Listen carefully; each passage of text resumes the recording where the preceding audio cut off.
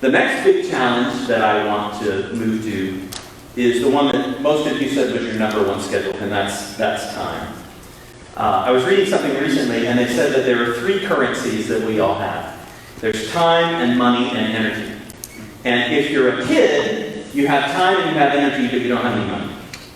And if you're an adult, you have money and you have energy, but you don't have any time. And if you're a senior adult, you have time and you have money, but you don't have any energy. Well, they forgot to mention seminary students. Because seminary students don't have time, they don't have money, and they don't have energy. Amen? All right. Time is one of the three that you can't get more of. Right? Money, there are ways to get more money, and there are ways to optimize your energy levels, but you can't get more time, and I think that's why it's the most valuable.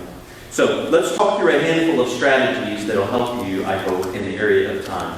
And my mental image for time management is triage. Are you familiar with this term? If you go to a busy ER on a Friday night, the first person you're going to see is the triage nurse.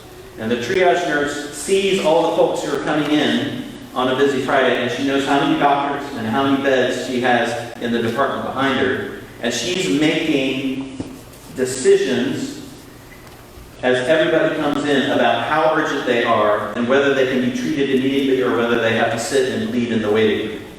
And sometimes people who go to the ER have to sit there for hours and hours. You've probably heard stories like that.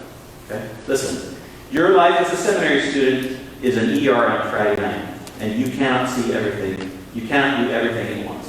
You can't have all the time your wife and kids want to have with you, and get straight A's at school, and have a meaningful ministry that's bearing fruit for the Lord, and eat right and exercise in all of the ways that you need to. Like, all of the things that you would want to do to like get A's in every category, like, you just can't do that.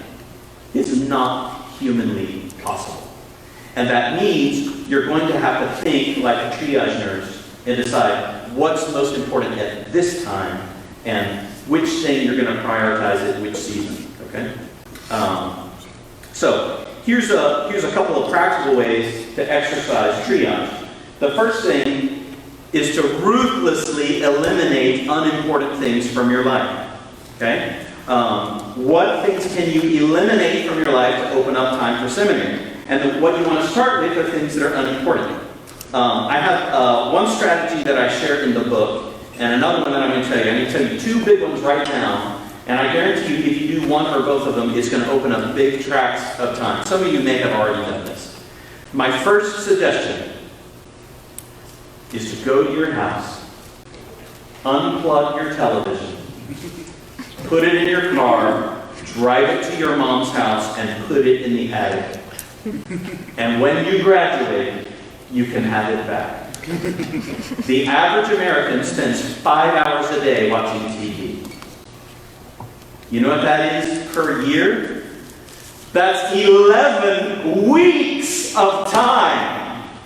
The average American spends 11 weeks watching television. Make one decision, eliminate TV from your life. Now, you may not be watching 5 hours of TV, but you're probably watching some. And if time is what you need, that one decision will get you a lot. Okay? Some of you are looking at me like, I am not putting my TV up. You are crazy. But what about, okay, you don't like that? I have another one. The other one is, take your smartphone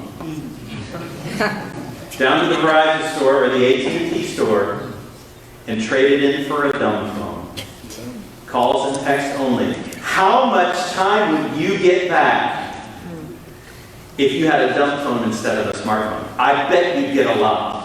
One of our pastors, Eric Kelly at Family Church Village, he walks around with a dumb phone. And part of the reason he does that is he does not have time to pour his life into a smartphone. But, okay, well, if those things aren't the things that you're going to ruthlessly eliminate, you decide what they are for you, okay? But you're going to have to make space.